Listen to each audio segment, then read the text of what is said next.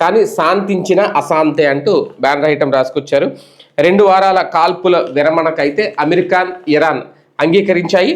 అయినా Gulf దేశాలపై దూసుకెళ్లిన Tehran క్షిపణులు అలాగే డ్రోన్లు, లెబనాన్పై ఇజ్రాయెల్ భీకర దాడులు, ఆ దాడులకు నిరసనగా హార్మోజ్ను మళ్లీ మూసేసిన ఇరాన్ కాల్పుల విరమణ ఒప్పందం నుంచి వైదొలుగుతామని హెచ్చరిక.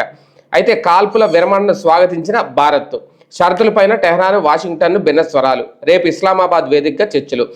పశ్చిమాసియాలో ఉత్కంఠకు తెరపడలేదు, ఉద్రిక్తలు తొలగిపోలేదు. అమెరికా, ఇరాన్ మధ్య కాల్పుల విరమణ అంగీకారం కుదరడంతో యుద్ధం తాత్కాలికంగా నిలిచిపోయినట్లు కనిపించిన లెబనాన్పై ఇజ్రాయెల్ దాడులతో పరిస్థితి మళ్లీ మొదటికొచ్చింది. వాషింగ్టన్తో ఒప్పందం, షరతులకు లోబడిన హార్మోజ్ను తొలుత తెరిచిన టెహరాన్ లెబనాన్లో దాడులకు ప్రతిగా ఆ జలసంధిని తిరిగి మూసేసింది.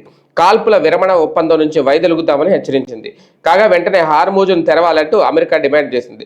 టోల్ వసూలు సహా పరిమితులేవీ లేకుండా దాన్ని తెరిచి ఉంచితేనే కాల్పుల విరమణ ఒప్పందం అమల్లో ఉంటుందని స్పష్టం చేసింది. ఒప్పందంలో లెబనాన్ కూడా భాగమేనని ఇరాన్ చెబుతుండగా కాదని అమెరికా, ఇజ్రాయెల్ పేర్కొన్నాయి. మరోవైపు సంధి ప్రకటన వెలువడ్డాక కూడా గల్ఫ్లోని పొరుగు దేశాలపై ఇరాన్ దాడులు కొనసాగాయి.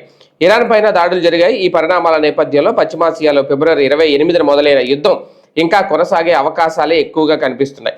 అంతకుముందు పాకిస్తాన్ మధ్యవర్తిత్వంలో చర్చలు ఫలించడంతో అమెరికా ఒక రకంగా ఇక్కడ అమెరికా చేసిన హెచ్చరికల వల్ల లేదంటే ట్రంప్ ఇచ్చిన వార్నింగ్ల వల్ల ఇదేని